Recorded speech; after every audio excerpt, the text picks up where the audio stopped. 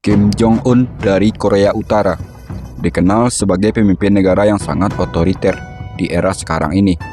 Pemimpin dari sebuah negara berkekuatan nuklir yang menjadi ancaman di kawasan regional maupun global. Karakternya yang barbar dan tanpa kompromi membuat gerak-geriknya selalu dipantau oleh dunia. Bagi Korea Selatan, sosok Kim Jong-un adalah momok paling sentral untuk diwaspadai.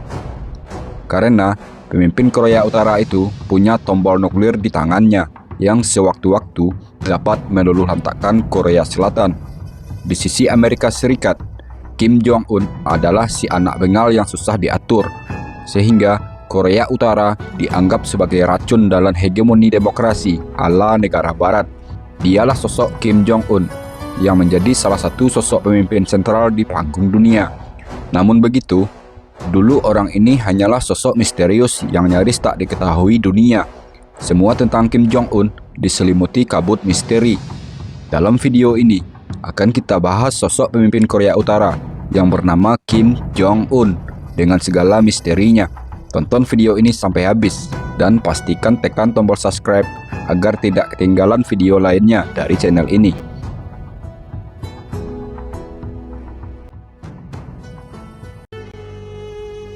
Sebagai seorang anak pembesar sebuah negara, semestinya ia hidup penuh kepopuleran dan sorotan kamera.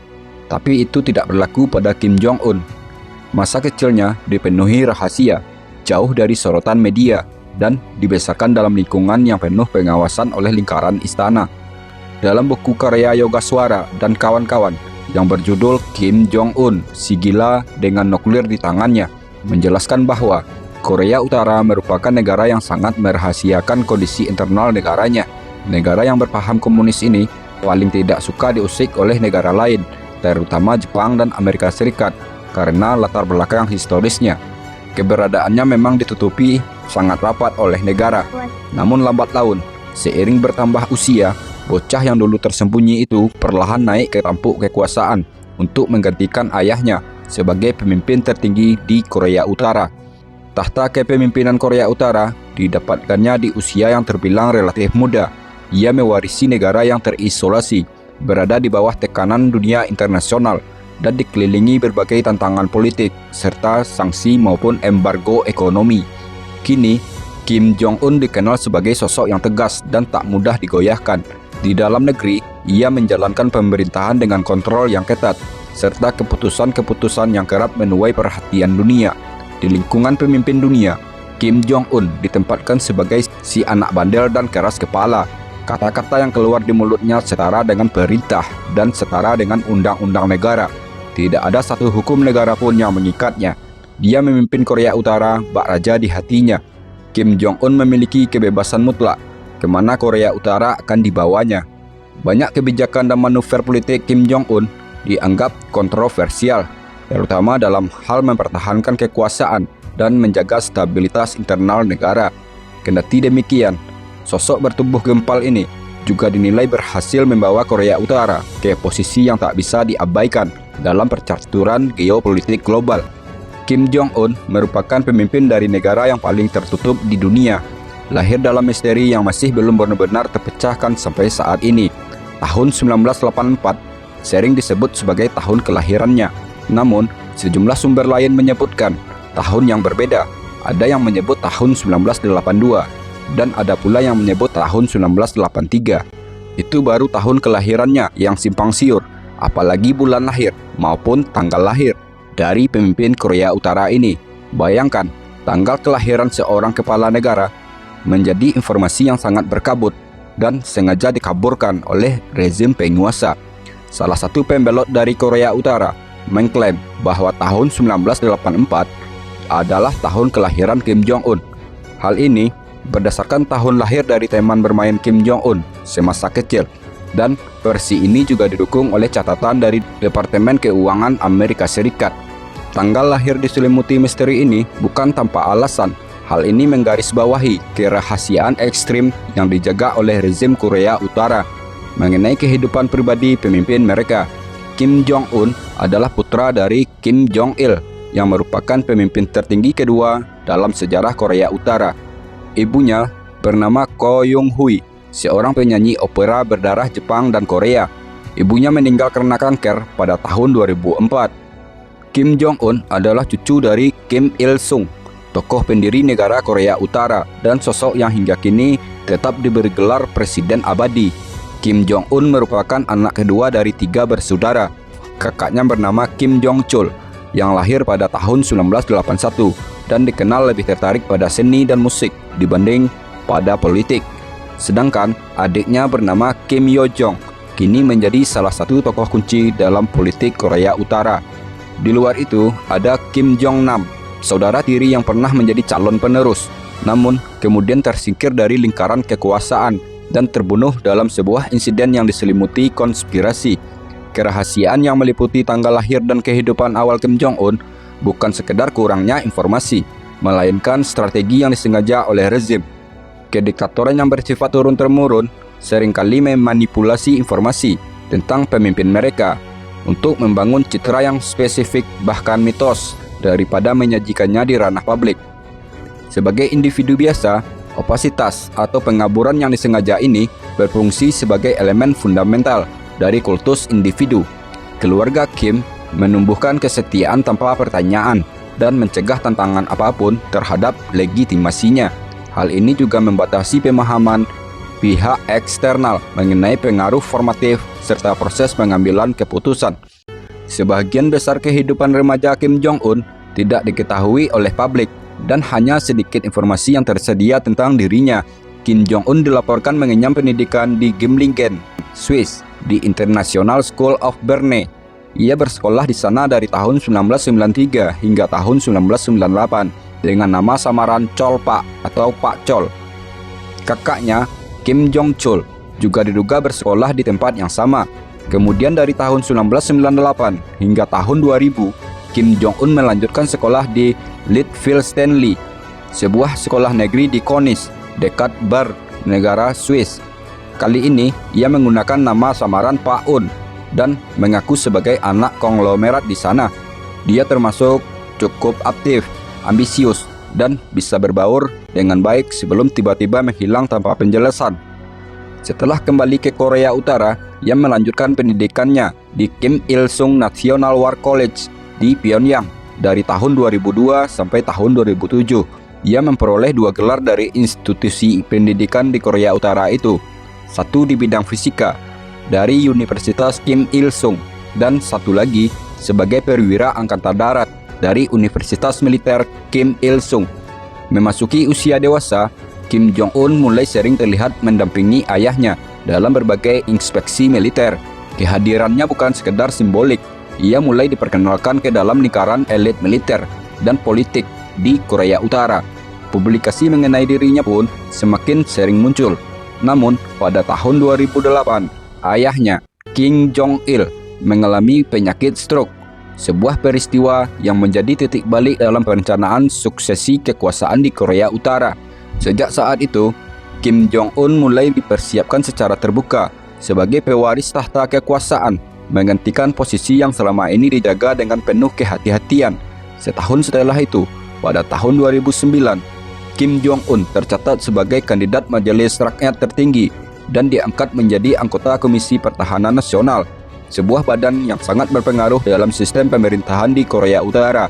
Pada tahun yang sama, ia juga disebut-sebut di dalam negeri dengan gelar Kamerat Brilliant, sebuah julukan penuh muatan politik yang digunakan untuk membangun citra pemimpin yang bijak sejak usia muda. Masih di tahun 2009, Kim Jong-un ditunjuk sebagai Kepala Departemen Keamanan Negara, lembaga kunci dalam sistem pengawasan dan kontrol politik Korea Utara. Peningkatan karirnya yang sangat cepat terlihat jelas pada bulan September tahun 2010. Saat itu, Kim Jong-un menerima pangkat Jenderal Bintang, meskipun tidak memiliki pengalaman militer yang diketahui oleh publik. Pengangkatan ini dilakukan sesaat sebelum Kongres Luar Biasa Partai Buruh Korea. Ini bukan kongres biasa.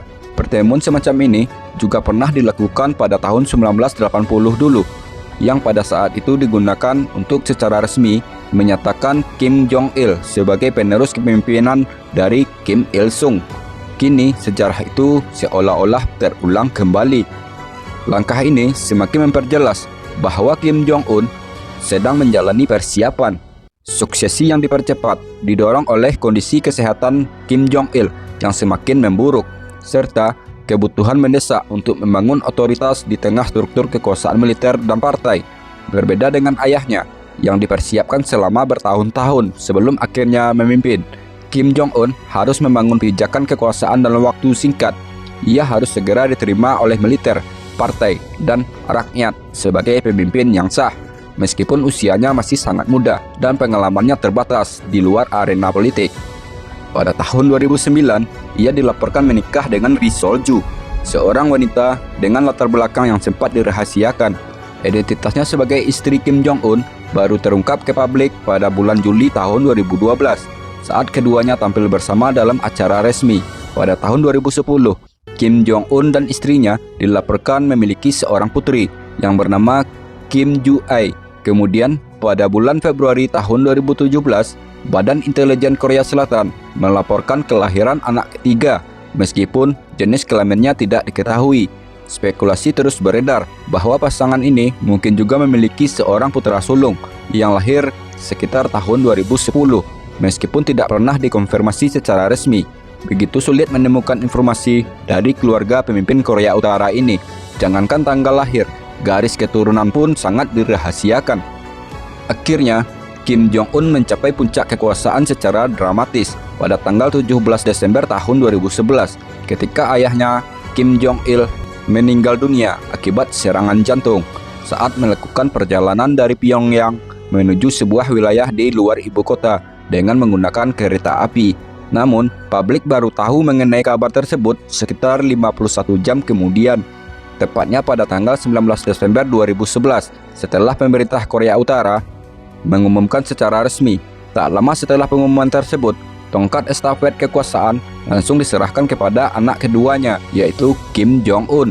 Ini menandai dimulainya babak ketiga dalam sejarah kepemimpinan dinasti Kim di Korea Utara. Pada akhir bulan Desember tahun 2011, ia diangkat menjadi panglima tertinggi tentara rakyat Korea. Tak lama kemudian, pada bulan April tahun 2012, Kim Jong-un secara resmi mengemban serangkaian gelar penting, yaitu Sekretaris Pertama Partai Buruh Korea, Ketua Komisi Militer Pusat, dan Ketua Komisi Pertahanan Nasional, yang saat itu merupakan lembaga pemerintahan tertinggi. Puncaknya terjadi pada bulan Juli tahun 2012. Ia dianugerahi pangkat Marsekal tertinggi reformasi konstitusional. Pada bulan Juni tahun 2016, Kim Jong-un membentuk sebuah lembaga yang disebut dengan Komisi Urusan Negara yang menggantikan lembaga sebelumnya dan sekaligus memperluas cakupan kuasa atas negaranya. Proses deklarasi Kim Jong-un sebagai pemimpin tertinggi Korea Utara dan penobatannya berbagai gelar penting sangat kontras dengan proses yang dijalani ayahnya dulu, Kim Jong-il, yang membutuhkan waktu 3 tahun untuk sepenuhnya mengonsolidasi kekuasaan setelah wafatnya Kim Il-sung. Perbedaan mencolok ini mencerminkan mekanisme suksesi yang dirancang lebih cermat dan mungkin lebih tegas untuk Kim Jong-un. Hal ini menunjukkan bahwa fondasi kekuasaannya dibangun dengan tingkat presisi yang lebih tinggi, bahkan mungkin dengan pendekatan yang lebih keras, guna mencegah kekosongan kekuasaan atau tantangan internal seperti yang pernah dihadapi ayahnya. Transisi yang cepat dan tanpa nyaris hambatan ini menegaskan bahwa fokus utama rezim pada stabilitas dan keberlangsungan kepemimpinan. Konsolidasi kekuasaan itu tidak terjadi tanpa darah.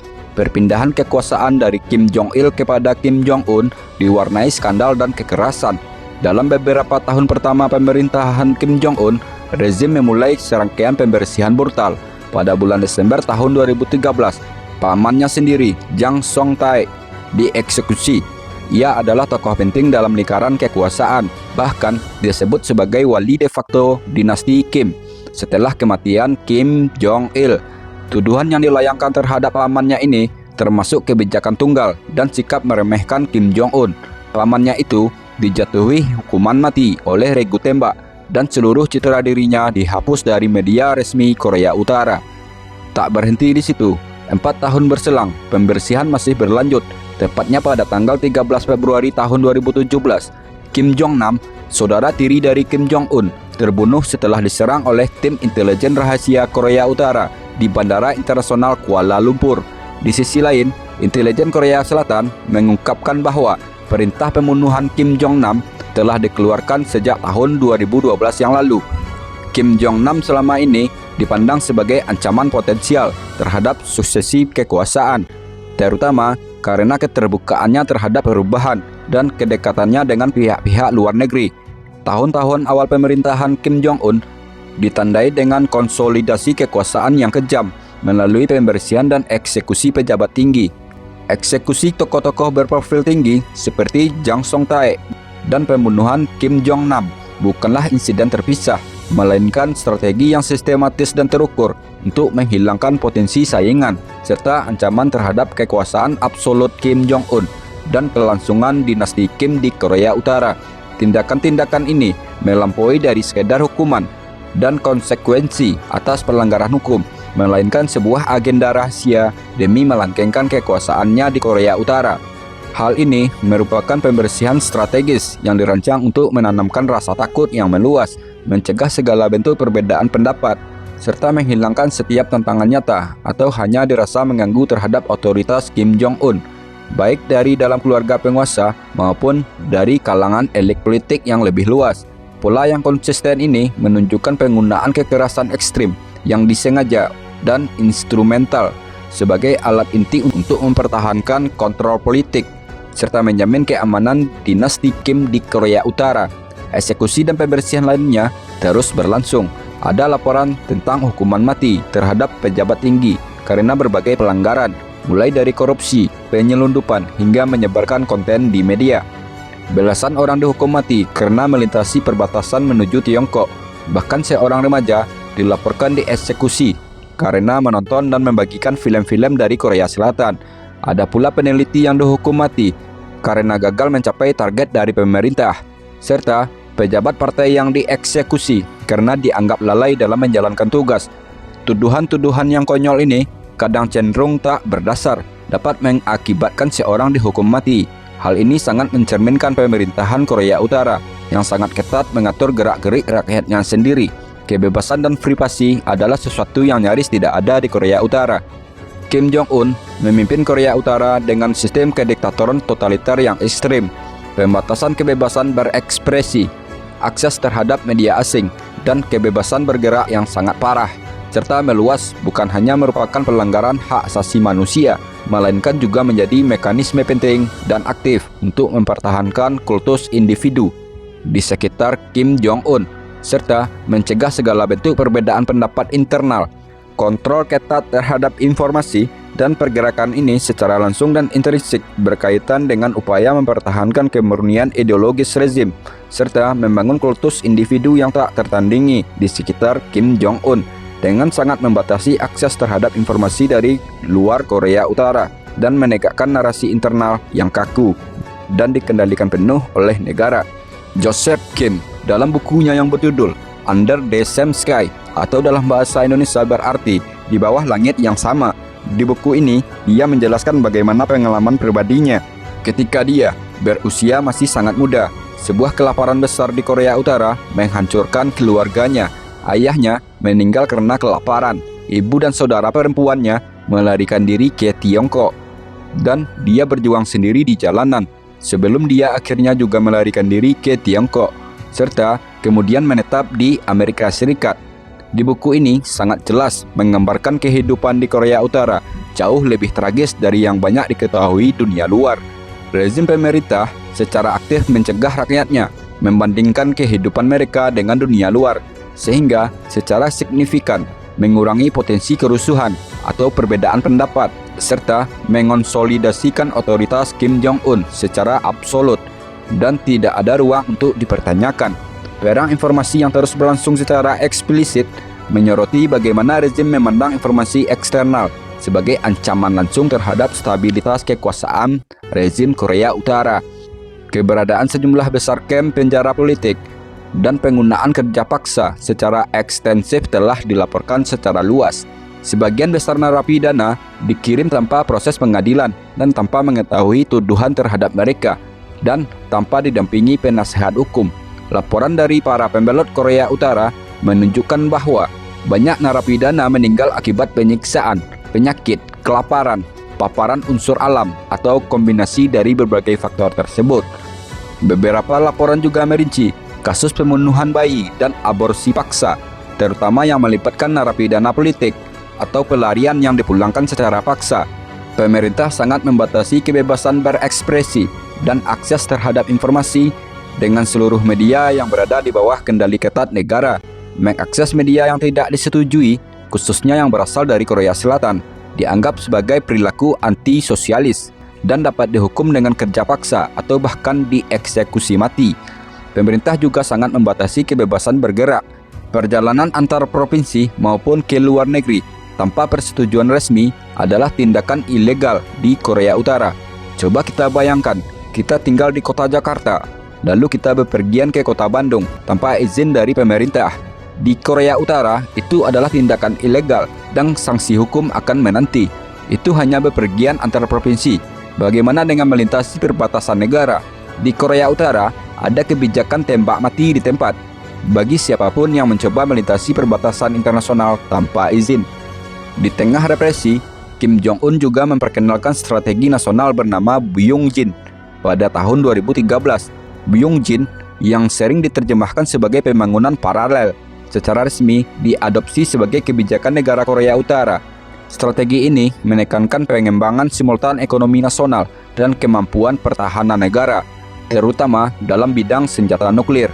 Namun, meskipun secara lahiriah bertujuan untuk mencapai keseimbangan antara pembangunan ekonomi dan kekuatan militer, kebijakan Byung-jin juga mengungkapkan ketegangan fundamental yang sulit didamaikan, kebutuhan untuk memperbaiki ekonomi demi stabilitas internal, berhadapan langsung dengan pengurasan sumber daya yang masif, serta isolasi internasional akibat program nuklir yang dipercepat.